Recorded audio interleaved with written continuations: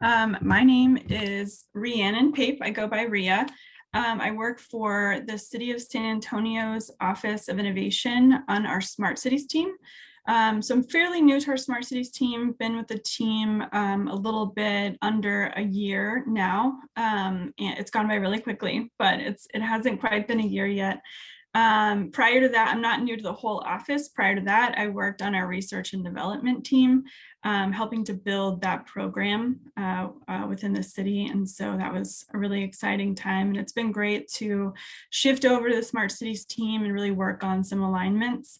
So I'm here today to talk a little bit about the Texas Smart Cities Summit that we hosted in San Antonio in April. And that was a really hefty endeavor and exciting for us to have in San Antonio. I had actually been to my first Texas Smart Cities Summit in Austin just a few months prior in December.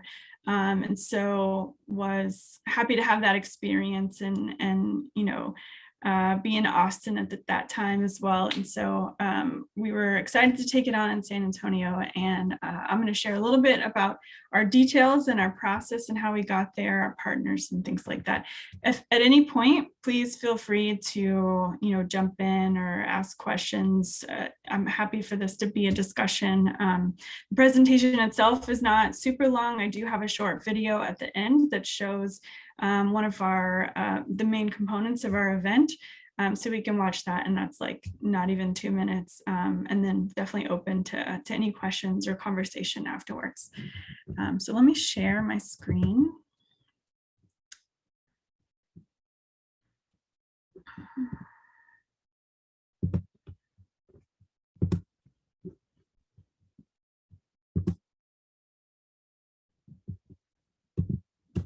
Okay, can everybody see that? Yes. Yes, okay. All right, I'm going to shift this down. All right, so as I mentioned, we hosted the Texas Smart City Summit in San Antonio in April. It was a 2-day event.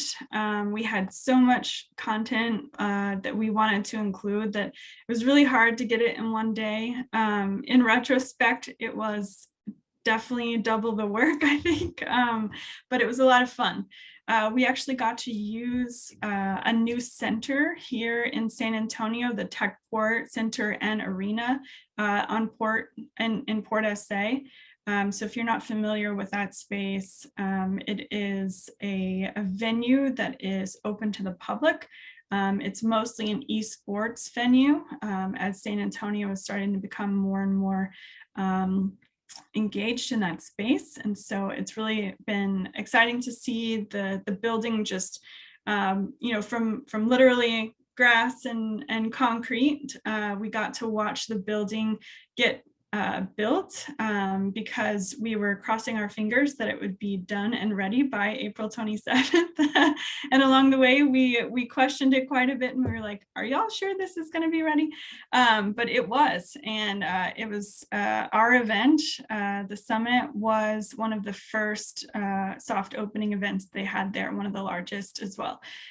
So it's been, over a month now since that happened, and they have had all kinds of events there. But if you ever get a chance to be in San Antonio, I would highly encourage you to visit that space. There's so much to see. So just to mention some of all of our partners, really, it definitely took a whole team of us to put this event together. And I know some of you have hosted this event definitely understand that. We had partners within the city of San Antonio, and I'll talk a little bit about what that looked like. We engaged a lot of city departments as part of our speakers and panelists. Of course, Port San Antonio, Techport, Arena, our office, the Austin Smart City Alliance, and Z Prime, and covered all the logistics, thankfully, because there was a lot going on. And really 2 of us from our office that were doing it, myself and Emily Royal. So when we when we took on the initiative, we wanted to be sure that not only were we being true to San Antonio as culturally as a city, but also what it means, what Smart Cities means to us in the city of San Antonio. And so we did think sort of long and hard about what we wanted this to look like and what content and discussions we wanted to have during these 2 days. And so our main pillars, if you will, were that we wanted to be sure to create a people-centered agenda and make sure that we were having conversations and discussions around people's experiences and best practices. We also wanted to be sure that we brought in as many of our partners as we could, because in San Antonio, we've got multiple partnerships that we engage within just our Office of Innovation. And so it was a given that they would be a part of this event. And then we were actually really inspired by the event in December in Austin, when they brought some high school students in to listen to the panelists and some of the content there. And we wanted to be sure that we did that as well, because there's no better way, to have an event like this and to be sure that you're bringing in your students.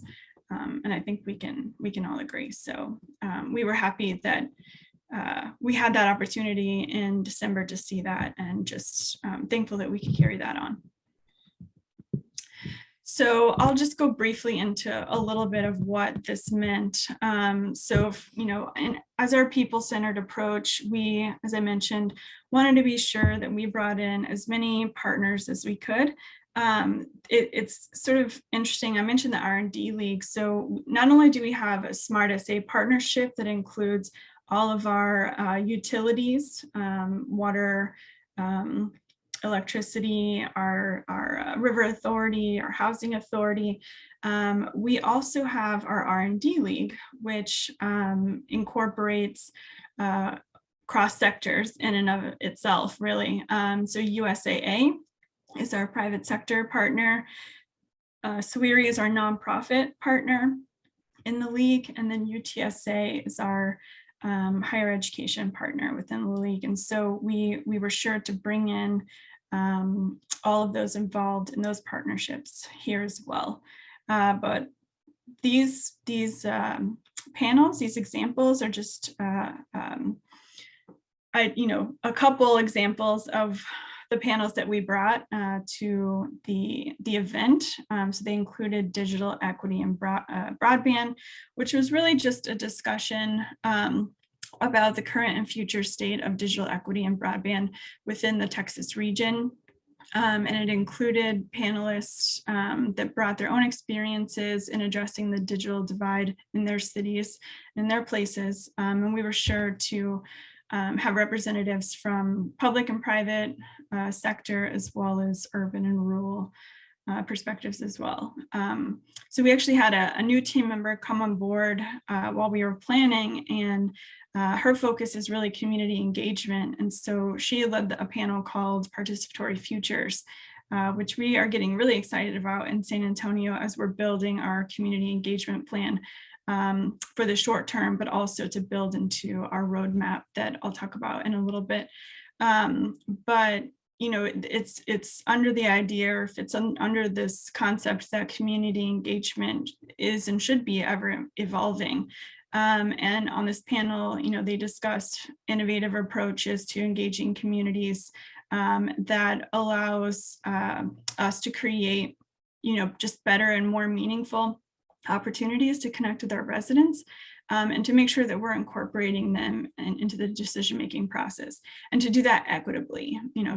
I think many of y'all probably know that San Antonio has not only a huge digital divide, but a really high poverty rate. And so every initiative out of our office, the Office of Innovation, has equity at the forefront. And we have very specific questions and guidelines that we follow as we approach our initiatives.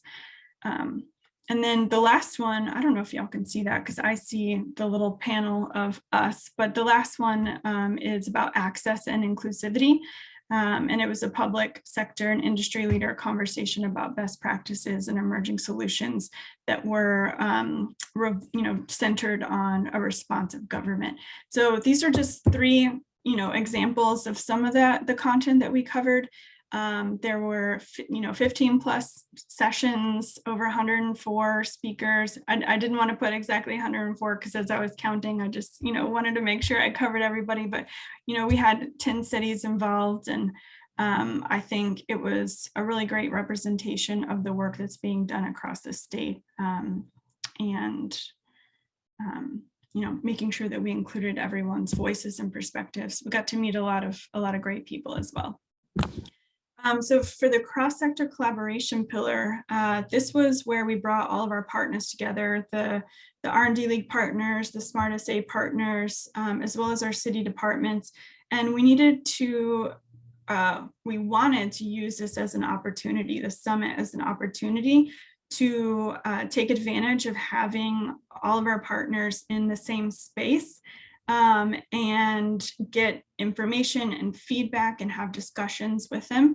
So we created some parallel programming that allowed us to invite some of these partners to roundtables around these 4 specific topics.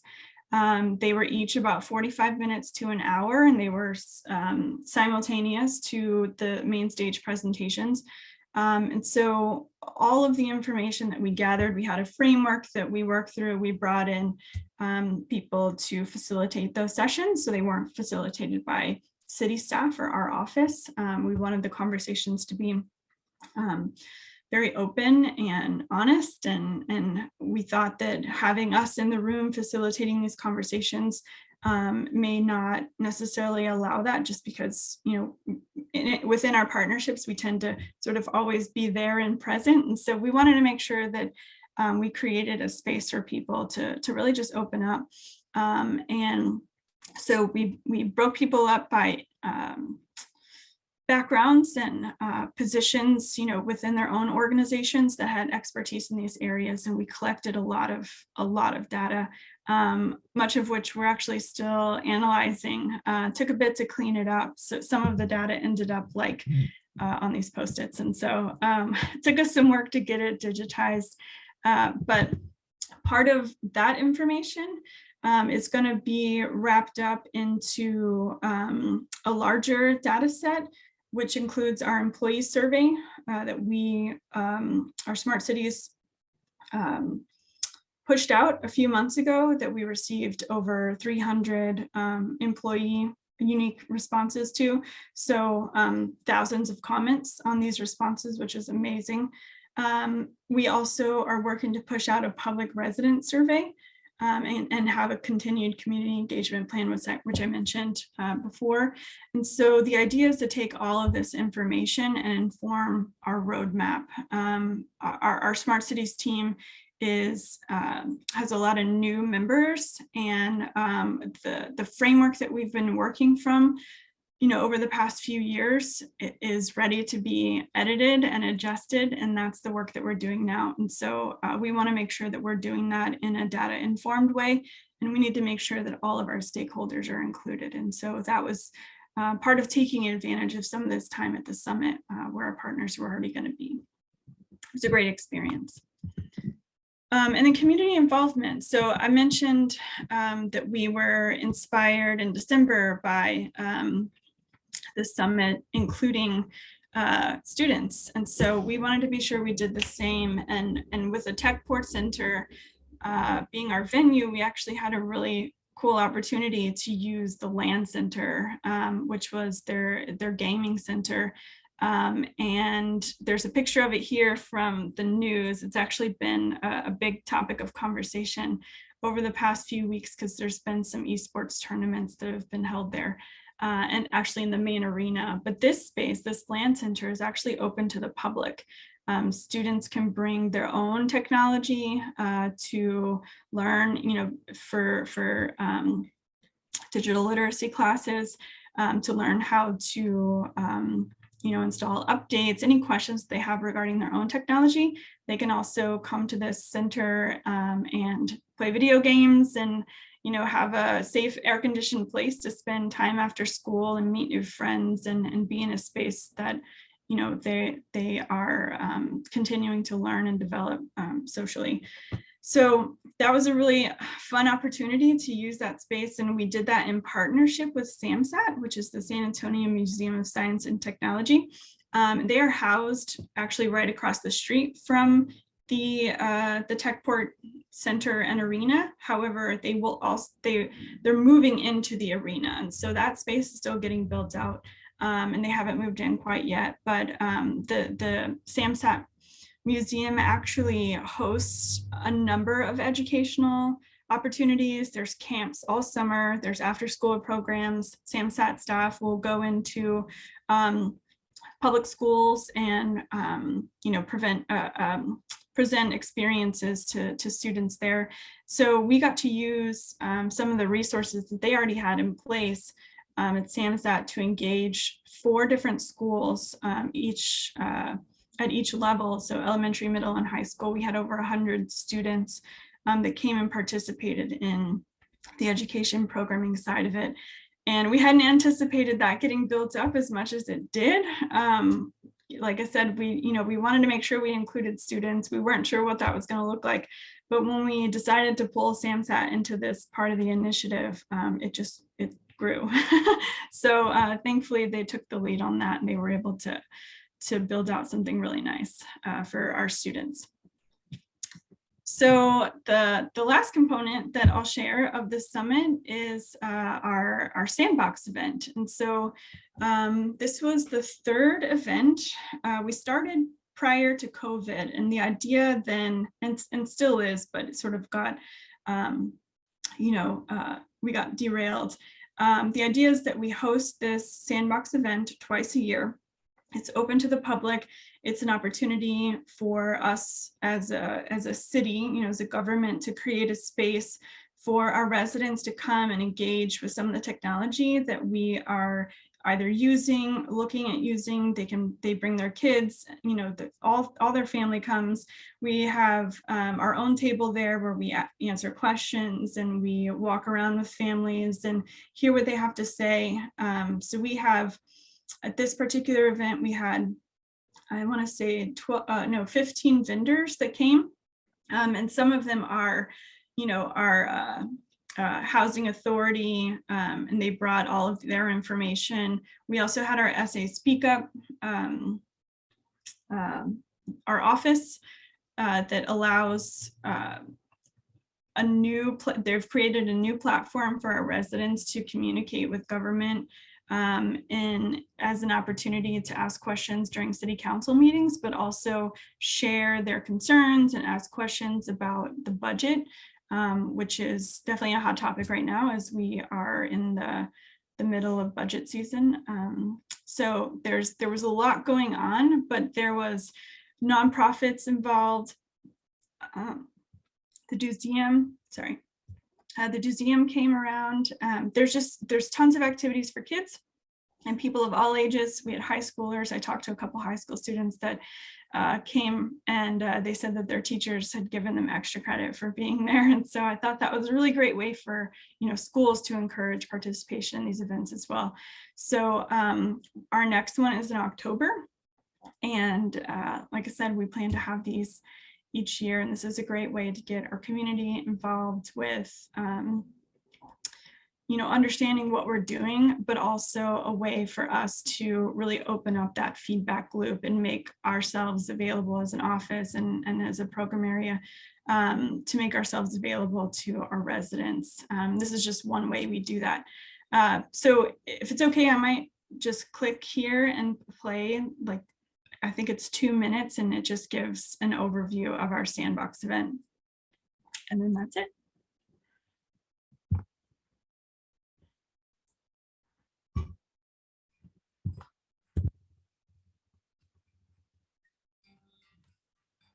Smart SA Sandbox is really all about making sure we're introducing technology and these emerging solutions to residents before we launch them out in a neighborhood. So really identifying before we put something on a street light or put like a driverless vehicle down your street, we want you to be able to ask questions about it. You break it apart. You ask about privacy issues, safety issues, or anything like that before we start putting it into community. Really want community to drive what we do as a smart city as we move forward. This event is going to be beneficial and helpful for my kids because it's going to open up their eyes to different opportunities physically, not just in workbooks. Hey, Ria, can you share the video? We're just seeing this Smart SA Sandbox slide. Oh, okay. Yes, my apologies. No problem.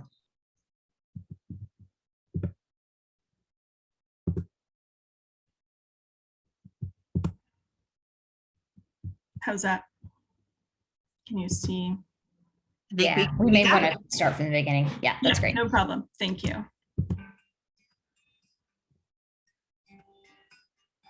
Smart SA Sandbox is really all about making sure we're introducing technology and these emerging solutions to residents before we launch them out in a neighborhood. So really identifying before we put something on a street light or put like a driverless vehicle down your street, we want you to be able to ask questions about it. You break it apart. You ask about privacy issues, safety issues, or anything like that before we start putting it into communities. Really want community to drive what we do as a smart city as we move forward. This event is going to be beneficial and helpful for my kids because it's going to open up their eyes to different opportunities physically, not just in workbooks. It helps our children start thinking about science careers. We learn, obviously, through doing a lot better. And so there's a lot of activities out here that the children can try and learn at the exact same time. So it's definitely a good experience to bring out and to support any STEM-related initiatives.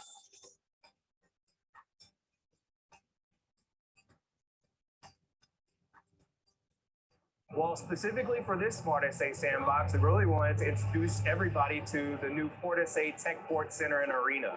This is a $70 million space that's really focused in on education, whether that be esports or education through their San Antonio Museum of Science and Technology, or just a local concert. Honestly, bringing in people into this space is very important. So we wanted to make sure we had a family-friendly event here in their first week opening to really introduce them to the center and also introduce them to all the efforts that are coming out of the Office of Innovation for the City of San Antonio.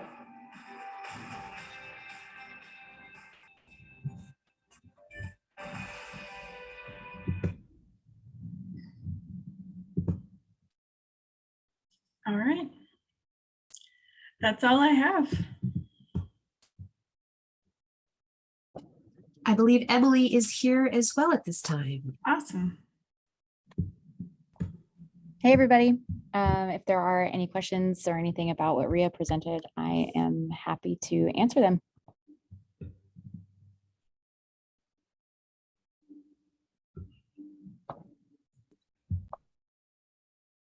Any advice for Smart City, the Texas Smart City Summit going forward? Thank you, Kelsey. Yeah.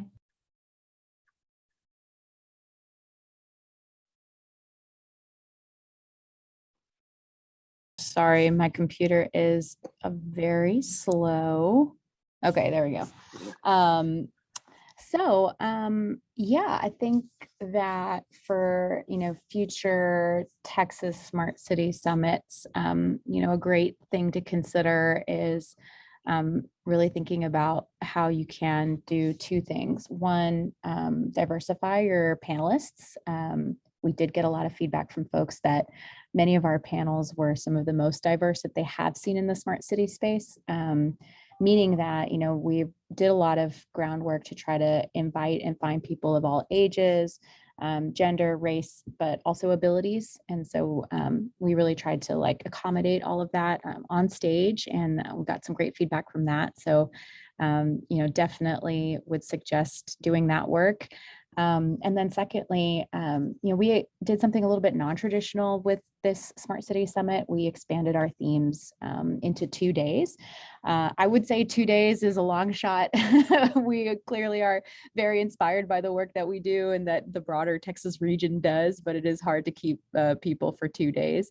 That being said, we did some non-traditional kind of stuff where we tried to focus in on the issues and, the actual challenges that are being faced by residents and local governments, and weave technology in and throughout that discussion.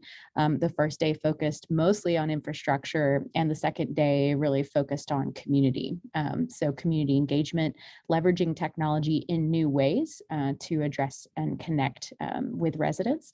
And that was pretty interesting, to see how different types of agencies and organizations leverage tech to do that work. So, Smart Cities is at once about leveraging technology in new ways to introduce efficiencies in government and operations through infrastructure, but it's also an opportunity to connect with residents in new and interactive ways.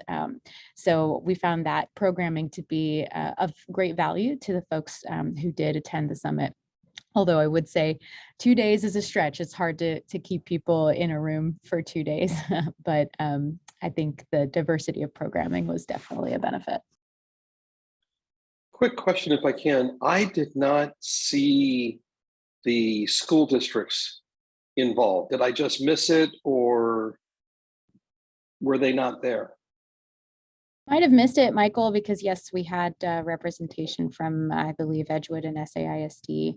I think Rhea touched on it in her presentation. And that was covered by some local news groups as well, but they did an activity in a new center that is at the Techport Center and Arena that's focused on esports and gaming. So there's kind of a new facility there, and our team worked with SAMSAT to develop some programming involving high school leadership for that. The other thing that, we were inspired by the summit that Austin had put on in the year prior to us, where they did invite students to attend some of the panels. And so we tried to unlock that as well, and really try to include an audience of all ages, to kind of expand that theme of smart cities beyond just industry. Thank you, Emily. Do we have any additional questions? I might ask, were there any participants there from the Department of Transportation or the City Transportation Department? Yes, we had the Transportation Department Director Tamika Monteville on a panel, I believe with some representatives from VIA and Intel on it as well. Okay, in the chat, it looks like we have a question from Susan Meredith. Would there be an interest in a mobile financial game and workshop, which we're bringing to schools in the fall, Mentamorph? I think that might be a question that we might bring to future groups, but Emily, would you like to, I guess, respond to that? Do you think that would be something? Since you mentioned games. Yeah, so possibly, I think if you're referring to our Smart SA Sandbox event that we do twice a year, potentially our focus is very much on STEM education and, how we can really connect to San Antonio residents, connect them to opportunities in STEM and smart cities. So if there's some opportunity that you see there, feel free to reach out to us. I think we're all shared on an email thread, but yeah, we'd be happy to hear it. Cool. Thanks. Thank you, Susan. Thank you, Emily. Do we have any additional questions or thoughts?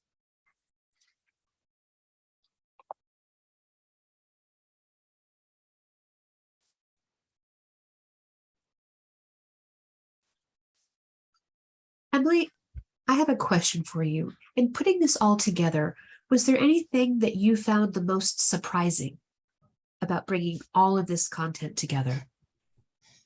Well, I'll tell you what was not surprising is the workload.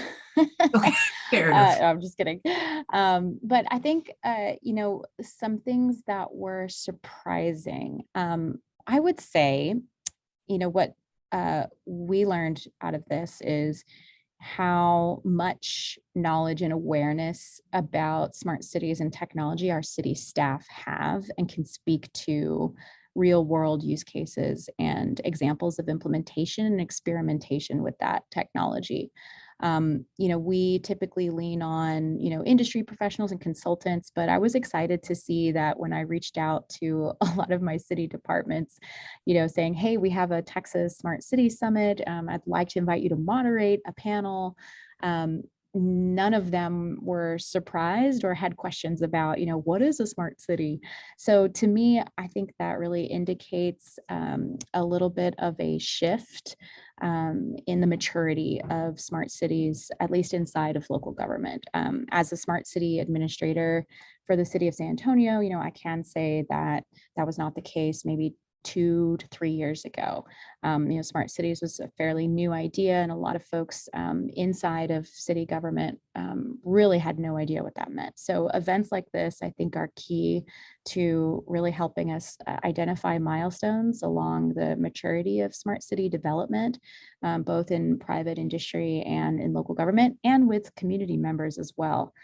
So I'd say that's something that kind of surprised me was the level of familiarity that our city staff had with the theme and subject, and how much knowledge they could share on it as well. That is great news and is certainly very encouraging. And certainly one of the reasons why we wanted to have you here today to talk about what happened and to keep this excitement and momentum in education moving forward.